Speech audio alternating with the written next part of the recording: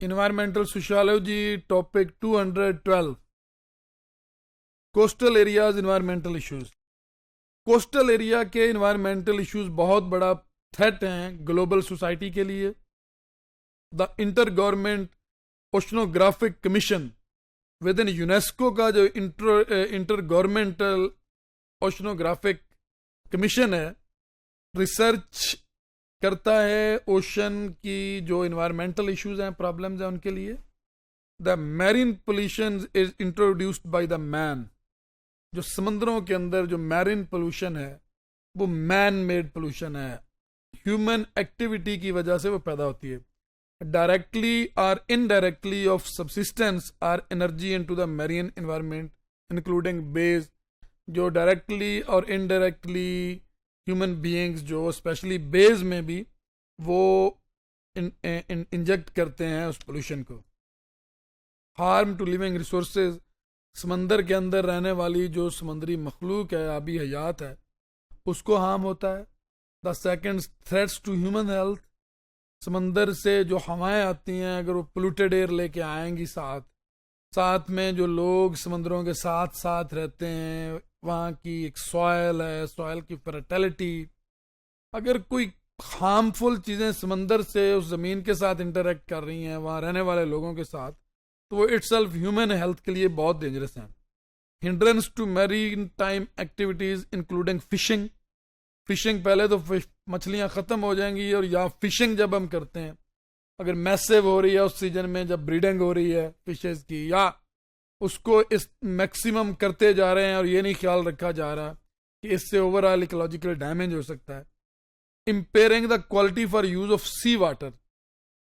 सी water की quality and reduction of facilities, these are resulting in the harmful effects in the ocean areas. Population in coastal water is bad in many areas. It is getting worse and more areas affected. Coastal areas में रहने वाली population ज़्यादा effect हो रही है और उस pollution से ज़्यादा एरियाज इफेक्ट हो रहे हैं.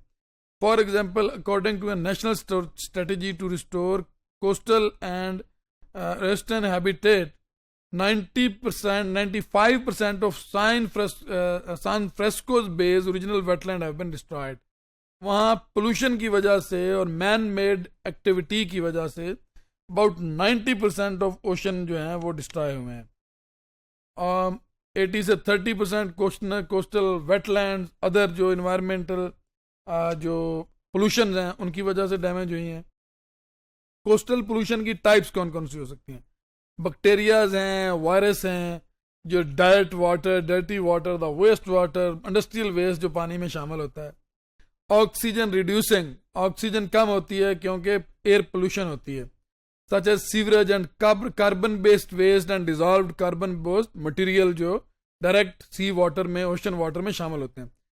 Toxic substance such as heavy metals, specially a carbon based compound, heavy metal उसमें जो शामिल होना, इंडस्ट्रियल वेस्ट से चीज़ें शामिल होना, जो शिप्स हैं उनकी ट्रेवलिंग और उससे ऑयल स्पिल्स बनना, और ultimately massive damage to the natural ecology over there. Trash including plastic, packs of cold drinks, वो जब प्रॉपर जो सॉलिड वेस्ट है उसको ठिकाने नहीं लगाया जाता तो वो दरियाओं के पानी में बह के अल्टीमेटली समुद्रों में जाती है, जहाँ पे वो जाके सी इकोलॉजी को, छोटे जानवर को बेचारे जो गलती से उन्हें खा लेते हैं, उन्हें ख़त्म करती है, और साथ साथ overall polluted scene scenarios emerge होते हैं ओशन रीजन में.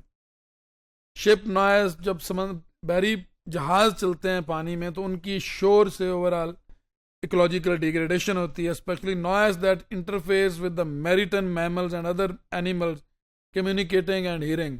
वहाँ जो समुद्रों में रहने वाले जानवर हैं, क्योंकि वो भी उस नॉइस को, उस पोल्यूशन को, शिप नॉइस को सुनते हैं, एब्जॉर्ब करते हैं, अल्टीमेटली उनकी जो नेचुरल लाइफ, नेचुरल सिस्टम्स वो इफेक्ट हो रहे होते हैं due to the man made, the human activities over there in the coastal regions.